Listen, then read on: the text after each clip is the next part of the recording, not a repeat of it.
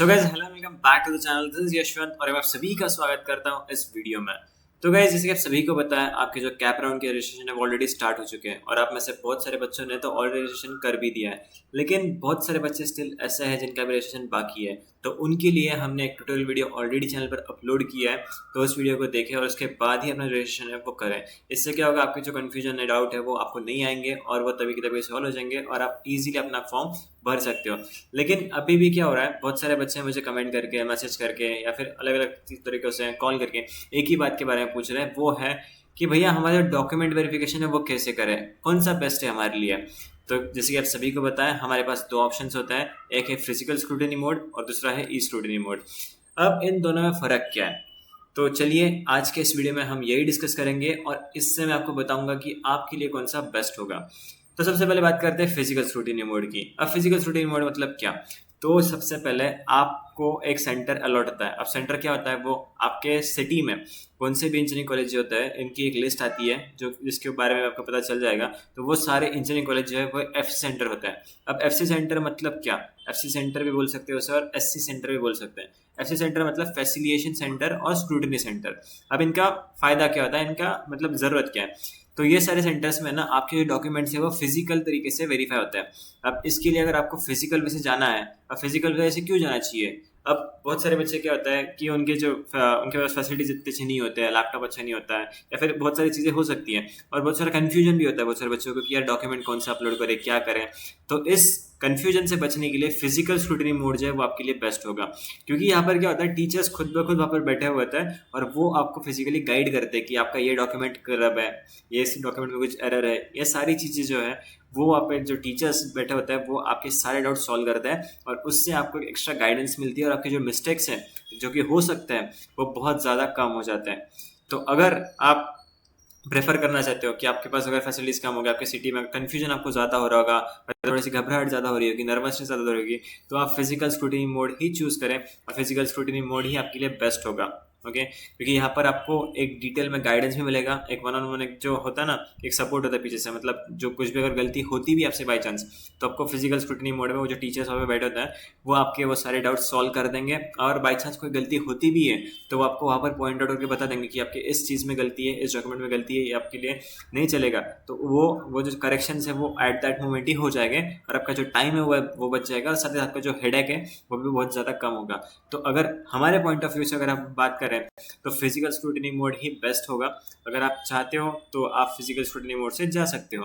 अब बात करते हैं ई स्क्रूटिनी मोड की। अब ई स्क्रूटिनी मोड मतलब क्या, तो आपका जो डॉक्यूमेंट वेरिफिकेशन का प्रोसेस है वही जब ऑनलाइन प्रोसेस से होती है, ऑनलाइन मेथड से होती है, तो उसको ई स्क्रूटिनी मोड स्क्रूटिनी ऐसे कहते हैं। अब इसमें होता क्या है, तो सबसे पहले ई स्क्रूटिनी मोड में क्या होता है, आपके जो डॉक्यूमेंट्स है वो ऑनलाइन मेथड से वेरीफाई होता है। वही सेम प्रोसेस है, आपको जितने भी डॉक्यूमेंट्स है वो उसकी एक स्कैन पीडीएफ बनानी है और उसको अपने जो पोर्टल है वहाँ पर अपलोड करना है। फिर अपलोड करने के बाद 2 से 3 दिन में आपके जो डॉक्यूमेंट्स है वो ऑफिसर्स जो है वो वेरीफाई कर देंगे और उसमें अगर आपकी कोई गलती होगी तो आपके लॉगिन पर एक रिफ्लेक्शन आ जाएगा कि आपके इस डॉक्यूमेंट में ये तरह का गलती है। फॉर एग्जांपल आपके बर्थ सर्टिफिकेट में अगर आपका नाम गलत होता है तो वो मैच नहीं कर रहा है, ऐसे आपको एक आपके लॉगिन क्रेडेंशियल पे आपको दिख जाएगा कि ये वाली गलती आपसे हुई है, तो आपको वो चेक कराना है।